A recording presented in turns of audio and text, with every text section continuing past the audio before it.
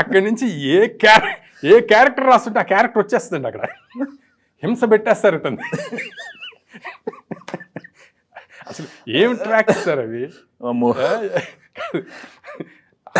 ఆ చివరికి ఏమై ఇలా రాస్తే వచ్చేస్తున్నాడు ఇతను, మాట్లాడితే ఏ పాత్ర అడుక్కునేవాడు అంటే అడుక్కునేవాడు గెటప్లో వచ్చేస్తాడు రావుగోపాలరావు గారు. ఏమయ్యా పాత్రలను సృష్టిస్తున్నది నేను, ఇలా ఎప్పుడు పడితే అప్పుడు వచ్చేస్తావా అంటాడు. సృష్టించడం వరకే నీ పని, తర్వాత నీ పాత్రలు ఎక్కడ తిరుగుతున్నాయో నీకు అనవసరం అంటే ఇలా ఉందా అని చెప్పి ఇంకొక కథ స్టార్ట్ చేస్తాడు. అందులో ఏంటంటే ఒక 10 సంవత్సరాల పిల్లవాడు సైకిల్ దొక్కుంటూ అనేది రాస్తుంటాడు. ఇలా చూస్తే ఆయన నిక్కరేసుకున్న సైకిల్, ఇది కూడా వదలవా.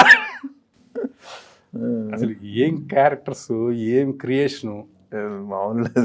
ఇప్పుడు ఏముంది సార్ మనం చేసిన కామెడీ ఇవన్నీ నథింగ్. అసలు 10% కూడా కాదండి వాళ్ళు చేసిన దాంట్లో.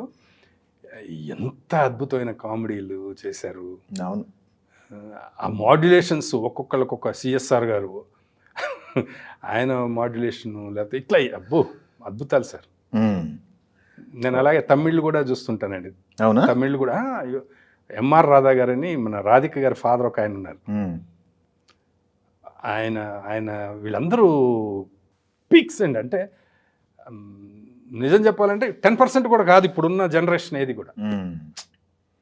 వాళ్ళు టైమింగ్ కానీ, వాళ్ళ యాక్ట్ చేసే విధానం కానీ, వాళ్ళు డైలాగు ఆ కటింగ్ కానీ ఎక్కడెక్కడ వాడారా, వాడతారా? కొంచెం అటు ఇటు చేసి వాడేస్తానండి. వాడేస్తారా? ఓకే.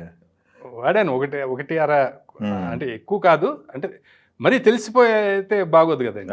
బాగోదు. కానీ కొంచెం అక్కడక్కడ కొంచెం వేస్తాను, మసాలా వచ్చేస్తుంటుంది బయటికి. అంటే మనకి ఇప్పుడు ఏదైనా ఒకటే సార్, మనకు ఉన్నది ఇంకోలాగా వస్తుంది అది బయట. ఇప్పుడు మీకు అకిరా కురోసావా గారు ఒక మాట చెప్తాడు, జపాన్ డైరెక్టర్లందరికీ ఆయన దేవుళ్ళు అంటాడు. ఆయన కొత్త రైటర్స్కి, డైరెక్టర్స్కి మీరు ఇచ్చే సలహా ఏంటంటే ఆయన ఒకటి చెప్తారు, ముందు మిమ్మల్ని మీరు నింపుకోండి,